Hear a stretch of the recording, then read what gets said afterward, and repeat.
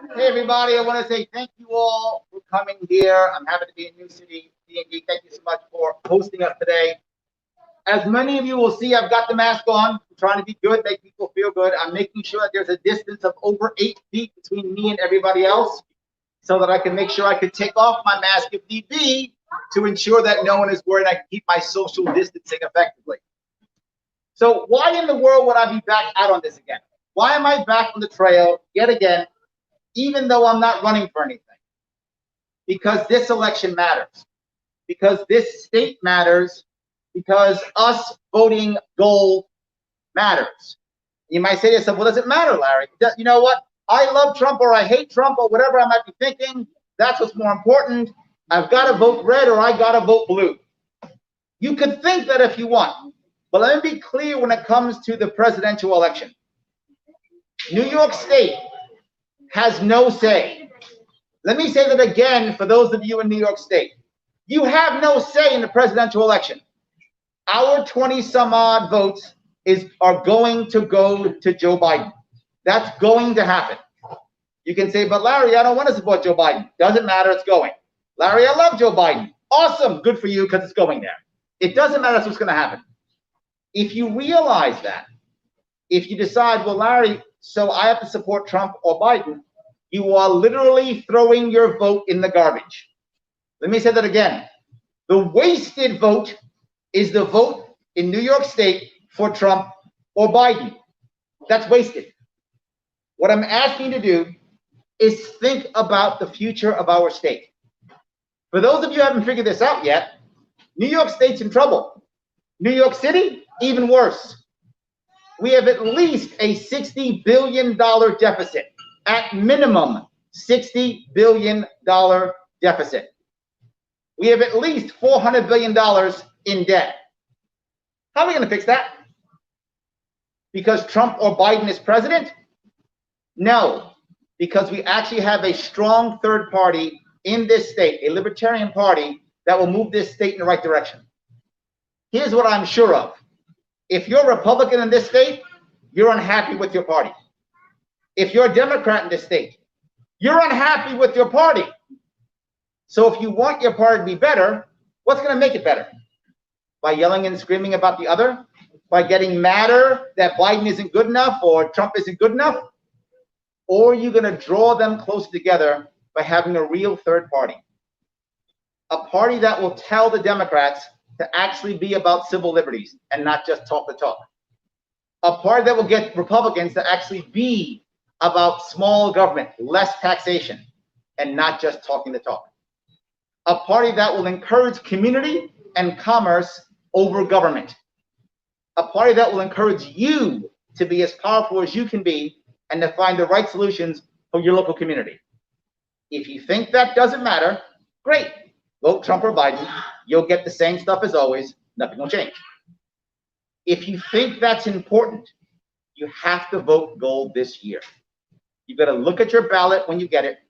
And when you see a Libertarian on that ballot, unless you know and love your local Democrat, Republican, I get it if you love them. I got it. There's good ones out there. Not many. But there's a couple good ones out there. You can find a couple. If you happen to have that one good one that you really love, great. Vote for him or her. I got you. But everybody else, look and see, can you vote gold? But Larry, they're too scary. We got to pick one of the lesser evils. I agree. I hear that all the time. Thank you. We got to pick one of the two evils. Let me give you a reality check here.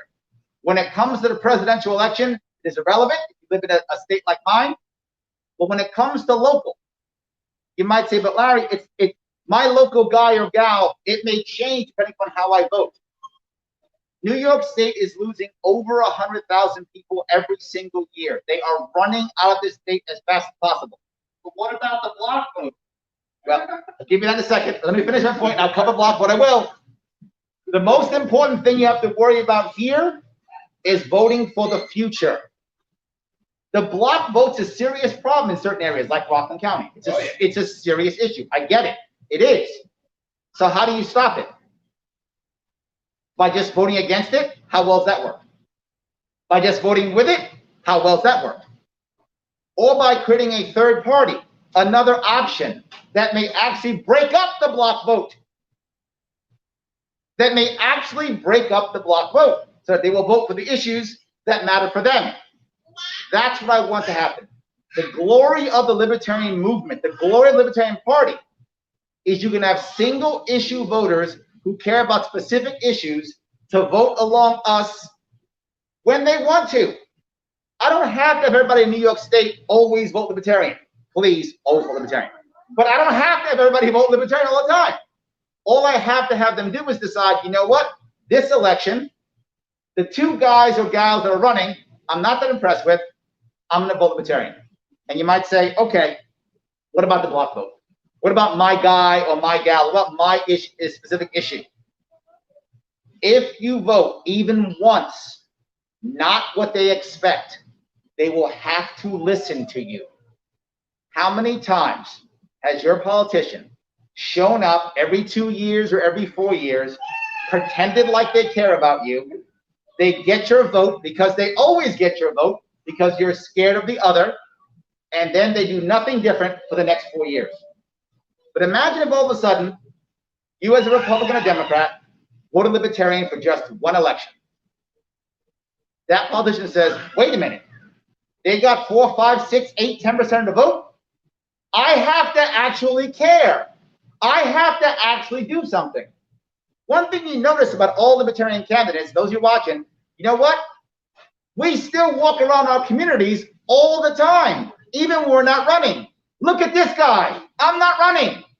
And I have covered this state. This year will be the 3rd time in a row that I will go to every single county in New York State. Show me another politician who will do that. There are none. One who's done that. I am the only one. That's why it's called the full Sharpe. That's why it's named after me. The full Sharpe is covering all of New York State. I'm very serious about this. This is our time to make something happen. Larry, this is the most important election ever. How many times are you going to hear that? How many times are you going to hear that? Now I'll ask you the most important question. I just gave you some doom and gloom. I will ask you, do you know any local politician or even national politician who has an actual answer? How is Cuomo or anybody else going to fix our city or fix our state or fix our town or fix our counties? They have no answer. None.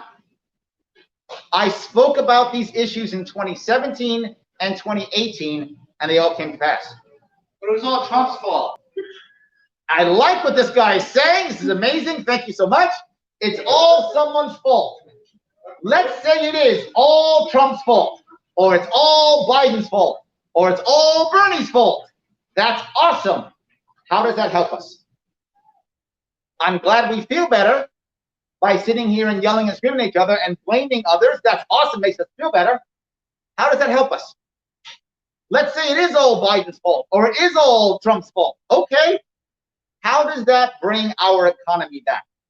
How does that make our school system better? How does that fix our family law court? How does that fix everything that we need to get fixed? It doesn't. Blaming feels good. Blaming makes you feel like, see, I can get them, and they want you to blame them because now they can point at the other. I'm asking you, where's the plan? What is the only party that is actually giving you plans to fix things? Libertarian Party. This state constantly, I'm giving you ideas and concepts to fix them. And some of you reached out to me and you said, Larry, I don't like that plan. How about this? And guess what I've done? I've changed my plan. But we just need to spend more money. I wish that were true. Oh my God, I wish it were. Let's just spend more money. For those of you who don't know this, New York State is doing exactly that, spending lots of money. And what are we getting in return? Nothing. We got the Cuomo Bridge. We did get the Mario Cuomo Bridge. That cost us about $5 billion. We got a new bridge for $5 billion, and we're still paying tolls on it. And we're still paying tolls on it. The answer that everyone is giving you in New York State is, I'm not joking, raise tolls, raise tariffs, raise taxes, raise the cap on property tax. That has been the answers. And the more further left you go, it has then been tax the rich. But here's what most of you haven't seen. I have in New York City because I live in New York City. The wealthy are leaving New York City in droves. they're not coming back. I'm not joking. And regular people too. Yes, you see it. Yes, yes. People are leaving and they're not coming back. Right now, the MTA in New York State, in New York City, needs about $7 billion just to survive this year. Just this year. $7 billion to survive this year. You might go, well, Larry, I don't live in New York City. Why do I care? Because your taxes pay for the MTA. New York State gives the MTA $6 billion every year. New York State, your taxes go to the MTA, whether you live in New York City anyway. So if you don't live in New York City, you might as well come down to New York and ride. Because you own it, you pay for it, I'll take a ride. You pay for it. And now needing $7 billion more, the answer is just have the federal government give us money. I'll ask you, for how long? For a year? 5 years? 10 years? That's their only answer. How long can that last? How long can it last when 200,000 New Yorkers will leave this year, at least if not more? Some of them more wealthy will leave. The price tag goes up, but the tax base goes down. More taxes. That's basic math, not even common core math. Regular math. That's all that is. We have to make a change, guys. And the answer is Liberty Movement. We will give you actual answers. We will allow you to start fixing things locally, and others will follow.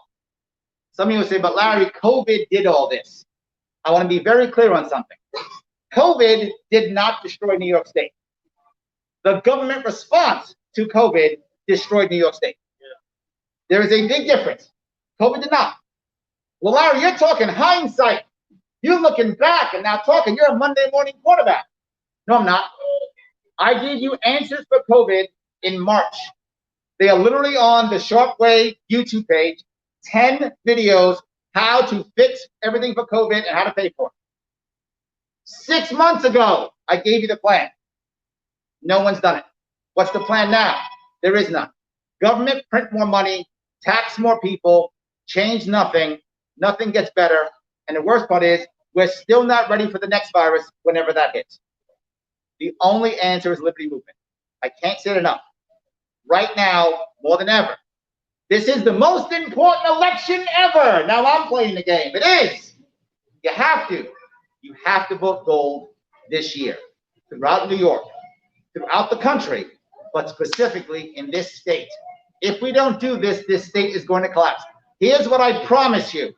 If we can't fix this state by 2023, His Majesty King Andrew is going to take this state to bankruptcy in 2023. I'm not joking. That's our future. Taking this state to bankruptcy. Imagine what's going to happen to this state if he takes it to bankruptcy. And he will blame Trump for everything when he does so. Whether Trump wins the election or loses, doesn't matter. He is going to blame Trump to take the state to bankruptcy. There is no other answer he can even imagine. Begging people to come back, when's that work? Never. Guys, I want to say thank you so much for coming today. I'm happy to take some questions. Thank you so much. Any questions or comments about what I talked about or what I brought up? I want to know what you're doing in Rockland County to help Rockland County. Excellent. When it comes to Rockland County, one of the number one things we can do at any county is begin to shift our education system. Number one thing to do locally. How do we do that? By changing our education system where all money comes directly from the state only, that amount of money comes into the county only, and we eliminate all school tax. I'm not joking. Imagine what your property tax would be if there was no school tax. Imagine what a discount your property tax would be at if there was no school tax. Change that entire thing around, and all of a sudden now, the control of the school board becomes more important for local people. They'll get more involved. When they get more involved, things will change and get better. Not just that, no more grants from the state. It is a flat fee. Right now in New York State, if you don't spend your money, you lose it. It is literally a plan that ensures that we are corrupt. There's a system that encourages corruption. But if you just got your money, and if you spent it awesome, didn't awesome, if you need a football field, you get one, or you don't. Now there's no cronyism. There's no, oh, I'll do a grant for my buddy who builds football fields in a construction company, and now he'll get government money so he can build a football field, and we should build one. That's the number one thing you do in Rockland County. If you bring the taxes down, the Hasidics are going to take over the whole county. It is possible. It is possible that they will. That's possible. But as long as I'm telling you what you can do, you can take control of that. It isn't my job as a governor. It isn't a politician's job as an executive to decide who takes over what. If the Hasidic Jewish population is that aggressive and forward, and they take it seriously and take over the county, how is it the governor's fault? I want to set up a situation to where anyone can and be aware of it, and then if that's a problem, you change it. I don't have an issue with that. You take charge of it and you fix it. What I don't want is a system of cronyism that helps and encourages people to do that, or worse, makes the local people feel like they have no chance and then they don't get involved. I want to make sure that people locally want to get involved and make the change required. There's a lot of laws that are creating special groups and special privileges or protections. I don't know what you mean by that. Be more specific, please. Well, for instance, in Rockland County, we're very diverse. Mm-hmm. So a lot of people in Rockland County feel that if you're white, you're considered lesser than because you're not protected by the laws that cover a lot of the other. There are a lot of protected classes right now in the country as a whole, heavily in New York State. Absolutely true. And the issue is I would like to make more and more and more protected classes until there are so many protected classes that everyone's protected. If there's nothing but, if everyone's a protected class, then there's no protected classes. That's the answer. You begin to protect everybody to where everyone's protected, therefore everyone's safe. If you just start removing people being protected, we've gone so far, there's no, if you ever hear me talk about the LGBTQ plus community, I don't use that phrase. I use it just now because I want to just say that. I use the phrase GSM, which is the gender and sexual minorities community. Why would I use that phrase? It's an inclusive phrase. It includes everybody. It includes everybody. If you've got some kink that you enjoy, you're now part of that community. Isn't that awesome? I just protected everybody because you're all kinky, all of you are. So yes, so you've got some kink you like. It's all good. I want to protect everyone, therefore I have to protect no one. Does that make sense? That makes sense. Awesome. And go ahead, please.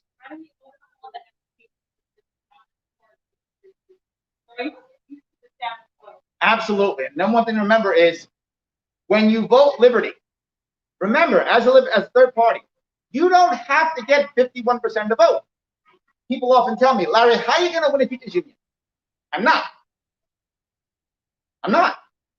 They're not going to go, yay, Larry Sharpe, the guy who wants to cut administrators. That guy, let's vote for him. They're not going to do that. I'm not going to win that vote. I don't have to.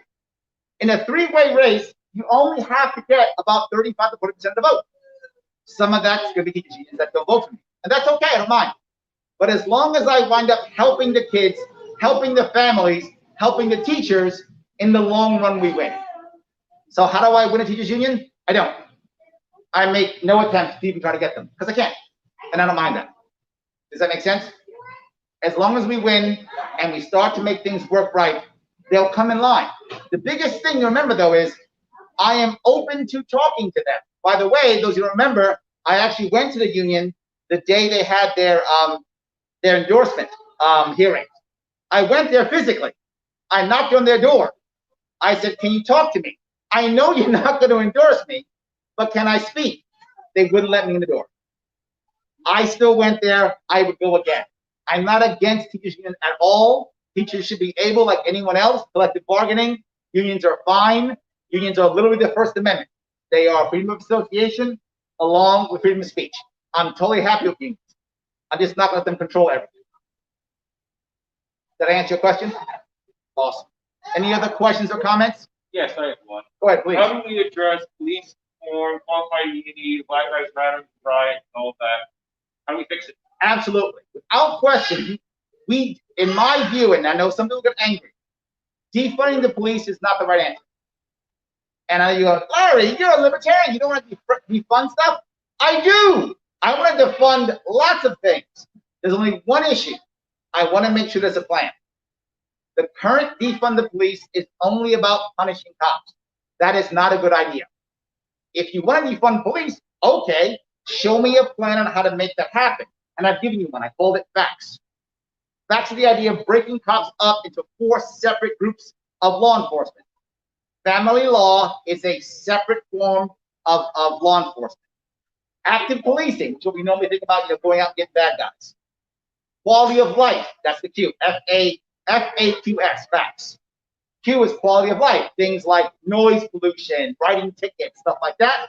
And S is social work, things like people with addiction problems, homelessness, things of that sort. You break it up into 4 separate groups, allowing cops to pick and choose where they want to go, with a community aspect that can take over aspects that cops can't overdo. Why do I do that? If you add a community aspect, now a local community can decide they can be policed the way they want to be policed. They can add community when required, remove community when required. Cops can also mix and match. We do it in the military, right? If I spend, as a Marine, if I spend a year in Afghanistan, I don't stay in Afghanistan for 4 years. I do a year in Afghanistan, then they come back for garrison duty. So how about for a while we put a cop 2 years in active duty policing? He's seen or she's seen a lot of stuff. You pull him out for a year, write tickets for a year, man. Get that stuff off you, write tickets for a year. Then go back to active policing. So when you break it up into 4 separate sections, you don't have the guy who literally just dealt with, an attempted rape, now has to go and hang out and do something with a homeless guy, or then has to go into a social work issue and deal with kids and a fighting husband and wife. I don't want that guy's head hopping in and out like that. I also want to allow the opportunity for people like social workers, chaplains, to be involved in policing also, particularly when it's family law. The family system, when it comes to policing, should be helped out by chaplains, right? Who will volunteer? It's a volunteer force, community force. You do that, it will begin to change policing. Some people are very happy with the police force. Why would I change that? Some people are very unhappy with the police force. So let's have a system, a framework to repair that. Now, if you start defunding, no worries, because you're replacing it with community. So now you can actually defund if you think that's appropriate for your individual area. The problem is we're seeing certain cities have big problems with policing and assuming the entire country agrees. And it doesn't. There are parts of the country that agree. Awesome, here's a framework. Change your policing. And other parts are totally happy. Leave their police force alone. Does that make sense? At a national level, we have to end qualified immunity. But that's not just for cops. That's for any government official. All government officials should not be assumed to be perfect. They are not. They're just humans. They shouldn't get special immunity, not required. And qualified immunity. I thought that the Congress would never do it, so it had to go to the Supreme Court. Justin Amash thought the Supreme Court would never do it, so it had to go to Congress. We were both wrong. The Supreme Court wouldn't see it, and Congress wouldn't vote on it. So no one's doing qualified immunity. So instead, we have to worry about that at the state level. Qualified immunity should go away. Second piece, all law enforcement should carry their own insurance. They are professionals like lawyers, doctors, anybody else, to carry their own liability insurance. What does that do? That encourages 2 things. One, the good cops will have low insurance rates. Life is good. The few bad cops that screw up, their insurance rates will go up. If they make a mistake, no worries. They pay a little higher for a year or whatever. They just need error to go back. If they're really a bad cop, they can't get insured, which means they can't be a cop anymore. That's how you weed out bad cops. You weed them out that way without having a union have to get involved, not required. But the unions won't want it. You can make unions want it. Why? You allow unions to be insurance brokers. So now unions make money from the insuring the cops. What happens often, and many people don't know this, if you've got a bad cop, he does something bad. Some county goes, you're a bad cop. We don't want to fire you because of union issues, so you can resign. The cop resigns. That cop goes to 1 or 2 counties over, this is the bad cop, and now gets a job as a cop there. How can he get a job? He wasn't fired. So he gets a job in another county. He's a bad cop. So he does something bad again. So now what happens? People in the media see 2 bad cops in 2 different areas. It's the same cop. He's a bad cop. If you deal with the insurance issue, that guy goes away. But something else happens. Now unions can do what they're supposed to do. Unions can focus on supporting good cops and not trying to defend bad cops. You also change the environment to where a bad cop will not be able to get a job anymore. You will make a better police force by having them have their own insurance. Lawyers do it, doctors do it, professionals do it. Why can't law enforcement? But there's even more important piece here. If they cover their own insurance right now, if there's a bad cop and he does something bad, it is literally in the best interest of the city to cover it up. Because if something goes wrong, the city has to pay a big fine or fee or legal fees or whatever they've got to pay. But if all of a sudden it's covered by insurance, well, the city's not paying for it. We as citizens aren't paying for the bad cop. Insurance is. So now it's in the best interest of the government to actually find the truth and not to cover it up. It's in the best interest of everyone to find the truth. I want to create an environment to where good cops are not bothered. If a cop makes a mistake, he pays a little extra in his insurance if it's on, and a bad cop is removed. I want to make better unions for it also. But there are two more pieces you have to worry about at the national level. And then that one is ending cannabis being on the Schedule 1. Just take cannabis off Schedule 1. You do that, all of a sudden cops stop doing the silly ideas of trying to grab people for weed. That goes away. I want it to go away. Most cops agree. You ask most cops don't want to be writing tickets or grabbing people for weed. They want to be getting bad guys. So most cops agree with that. And the last piece, end civil asset forfeiture. I don't want police forces deciding they have to hunt in communities to survive. Instead, fund them appropriately using the FACTS plan, adding community involved in it. You can have cops being totally funded and trained without using civil asset forfeiture. Did I answer your question? Okay, awesome. I have a question I bet you don't have an answer to. Uh-oh, go ahead. How do you get an honest lawyer? This is a problem. However, the best way you can get an honest lawyer is by making sure that you have a whole bunch of reviews of people who know him or her. That's the best chance. But even that's, who knows? Who knows? It's hard. It's hard. Yes. Any other questions or comments? Guys, thank you so much for coming. I appreciate this. Remember, it is important that we vote gold. Thank you.